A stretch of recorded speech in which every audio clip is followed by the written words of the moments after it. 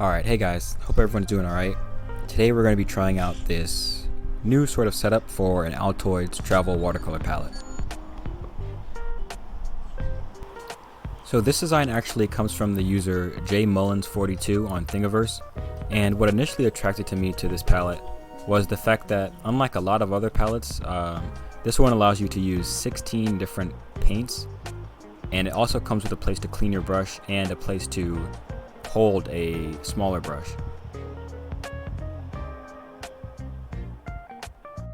So I had to go through and swatch a lot of watercolor, but I think I ended up with I have 15 colors here. I'm going to use white twice, and so that should fill up the palette. I typically don't like using more than like 6, but I guess it'll be something different to try.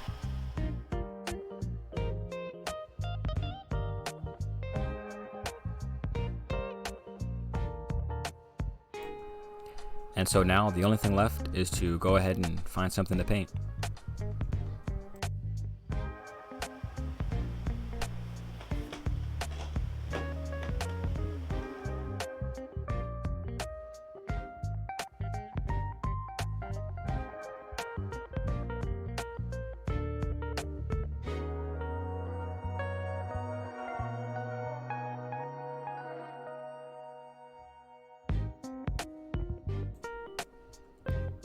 Okay, so as we get started here with this first big wash, let's touch on some of the positives first.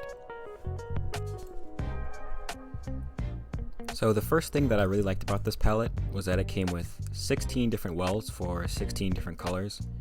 And so in my case, I'm probably never going to use 16 colors at once, but you know, it's always nice to have different colors on hand just in case you need certain accents. And of course, when you have 16 places for paint, that means that they're each going to have to be smaller than they would typically be, but I think in this case that's I think that's a fair trade-off.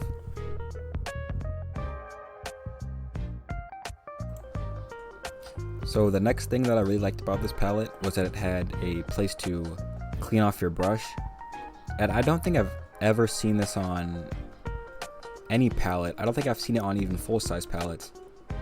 But it definitely is something that I would like to see more, because essentially it has these little ridges that allow you to kind of scrape your brush against it, and it does a better job of getting the paint off than a flat surface like the bottom of a cup or the side of a palette. So that was really helpful, and in addition to that, I also like the area for a brush. Even though it is short, I think that just the fact that you know you're not going to forget your brush, because at the very least you have this kind of backup brush, I think that's a really cool plus. Okay, so now on to the negatives, which there's only really one, or I guess two. The first one is that obviously if you don't have a 3D printer, you're not going to have access to this, so that's kind of a negative. But the real negative was that I had a lot of issues getting this second piece to print in a way that it wouldn't break.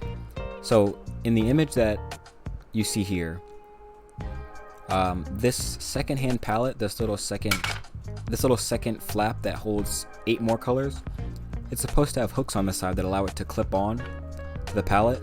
But in my case, I wasn't able to get the little hooks are so thin that they broke, and I guess that probably would be a problem no matter what kind of settings I used because of just how thin that little piece is. But in theory it's a good idea, but I think it's just not quite as practical as it may seem.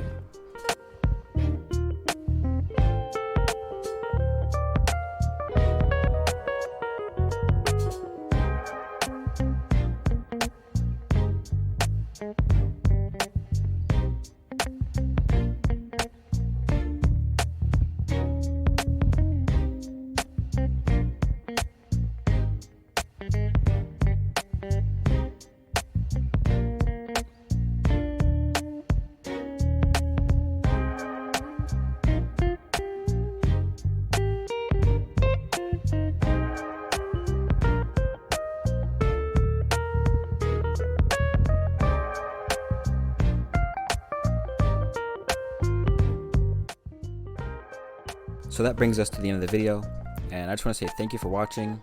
And if you stuck around to watch this long, let me know what kind of other videos you'd want to see. I'd appreciate that. So thank you. See you later.